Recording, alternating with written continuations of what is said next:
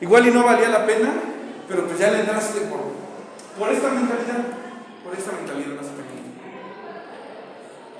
Ahora, ¿hasta aquí tienen alguna duda? Esto se mantiene así durante la mayor parte de la historia de la humanidad. La mayor parte de la historia de la humanidad somos cazadores, somos recolectores, obviamente con una división del trabajo por sexo, aunque muchas veces, aunque el feminismo no lo quiera ver así, ya vimos por qué sí era así. Hombres cazando, mujeres recolectando, genera pues patrones de conducta muy marcados. No significa que no podamos ir más allá de ellos. Es decir, por ejemplo, ciertas habilidades están más marcadas en los hombres y otras más marcadas en las mujeres. Por ejemplo, en la cacería se desarrollan sobre todo habilidades de motricidad gruesa para calcular distancias, por ejemplo. Lo que es indispensable si vas a aventar una flecha. Esa habilidad está más desarrollada en hombres que en mujeres. ¿Cómo se traduce esto? Se traduce, por ejemplo, en que ciertas habilidades para manejar, en principio no son más fáciles a nosotros, en principio. O al revés, en el caso de las mujeres que estaban acostumbradas tanto a recolectar alimentos, pues tienen que fijarse en detallitos para saber si la planta es comestible o no. Incluso si es comestible, si ya está madura o todavía está verde. Piensen cuántas veces hemos confundido los hombres el epazote con el perejil o el cilantro. Y con las mujeres normalmente no ocurre ese problema.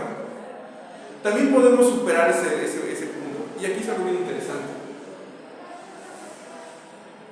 Nuestro cerebro se divide básicamente en dos partes. Primero, un sistema límbico, y por otro lado, la corteza prefrontal. El sistema límbico es la parte de nuestro cerebro más primitiva. Es la parte más primitiva de nuestro cerebro. Hay ciertas partes del sistema límbico que incluso las compartimos con los reptiles. El hipotálamo, por ejemplo, se parece mucho al cerebro de un reptil. Tú lo ves físicamente un hipotálamo humano con un cerebro de un cocodrilo y son casi iguales. Quizá varía un poquito el tamaño, pero es de la misma forma. El sistema límbico controla sobre todo emociones, adicciones también, las cosas como más irracionales, más inconscientes, las maneja el sistema límbico. La corteza prefrontal, que es esta parte de aquí, esa es la parte más evolucionada de nuestro cerebro, la última que se desarrolló y que solamente tiene nuestra especie, no nadie más.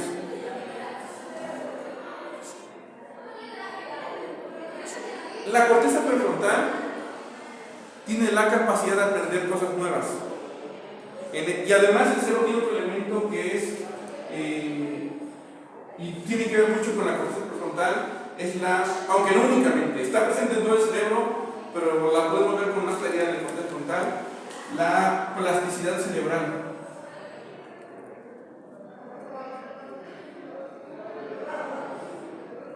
También hay plasticidad cerebral, insisto, en el sistema límbico. Pero aquí es un poquito más infrecuente que ocurra en comparación con esta tabla acá, con la corteza frontal, te explico por qué. Esa plasticidad cerebral implica que podemos adquirir nuevas habilidades que no teníamos.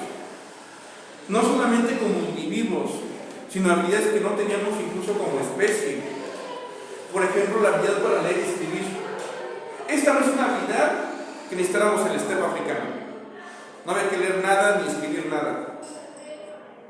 Pero cuando aparece la escritura, el cerebro, que no evolucionó para eso, puede aprender a escribir y a leer a partir de esto. Lo que hace es básicamente reciclar parte del cerebro que sirven para otra cosa, ponerlas a trabajar para aprender a leer. Por ejemplo, la parte del cerebro que reconoce rostros es la misma parte del cerebro que reconoce las figuras de las letras. Ahora, hay cosas que no puede hacer todo una sola parte, tiene que reciclar de muchas. Porque, por ejemplo, un rostro se ve igual para el cerebro si lo ves a la derecha que a la izquierda, no hay pierde. Pero, por ejemplo, ¿qué pasa con esta letra y con esta? Las confundiría el cerebro si se limitara solamente a la parte que reconoce rostros. Entonces también requiere de la parte auditiva para identificar que cada una tiene un sonido distinto. De esa manera el cerebro utiliza varias áreas que sirven para otras cosas para aprender una nueva habilidad. Es decir, en ese sentido, una mujer que practique mucho sus habilidades de motricidad gruesa puede aprender a lanzar dardos también como un hombre, a manejar también incluso mejor que un hombre.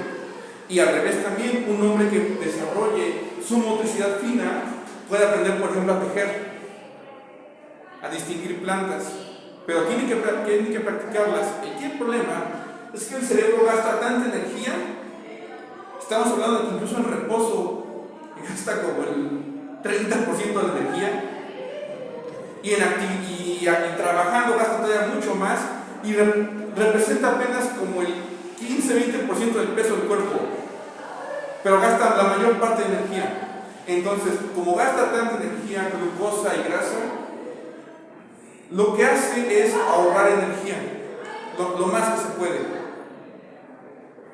Y ese ahorro de energía muchas veces lo que hace es que una misma parte del cerebro la usa para muchas cosas.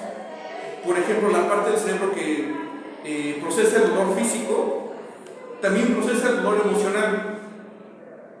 Por eso cuando alguien te rechaza, cuando tu crush te manda la friendzone, o cuando tu novia te termina, duele muchísimo. Es dolor emocional, pero tu cerebro lo procesa como dolor físico.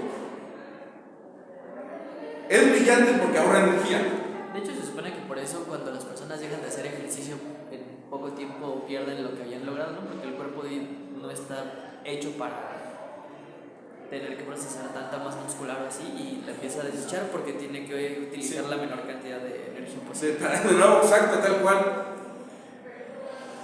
Para el cerebro es brillante. Para uno es una putiza loca porque algo que no te debía doler más que en ese momento te termina doliendo por semanas.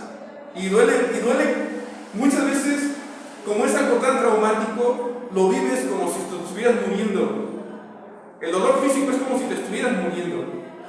Y la bronca es que ni te mueres además. Te rompen el corazón y ni te mueres. Pero lo sientes como si fuera. Como pinche cerebro, ¿de qué lado estás? Pero para el cerebro evolutivamente funciona muy bien. Aquí el problema es que adquirir nuevas habilidades para el sistema límbico es más complicado. Para este también lo es, pero más para este, porque ya insisto, como es la parte tan primitiva del cerebro, está muy acostumbrada. Lleva millones de años trabajando así, incluso antes de que surgiera nuestra especie. Y de repente decirle, ¿sabes qué? Tienes que superar a tu ex en 3 días, punto. No, puta madre, yo quisiera eso, pero mi sistema límbico no va a dar para eso. Va a sufrir. Y no solo eso, sino que muchas otras cosas, la forma en la que nos relacionamos, por ejemplo, entre hombres y mujeres. Las mujeres, sobre todo el feminismo, sale con este discurso de es que los hombres deben quitarse estereotipos de cómo debe ser una mujer, etc., y las mujeres también. Pero en la práctica las mujeres siguen eligiendo los mismos tipos de güeyes. Y los hombres seguimos eligiendo el mismo tipo de mujeres, pues por eso mismo justamente. Porque es muy difícil controlar el sistema límbico y obligarlo a transitar por un camino que casi no conocen. Para el sistema límbico es más fácil irse por el camino que ya está bien pavimentado, ordenado, con luces y que se transita rapidísimo. Y uno le está pidiendo avanzar por un camino empedrado, casi de terracería, que se enlodó. Esa es la parte complicada. Bueno, ¿hasta aquí tiene alguna duda?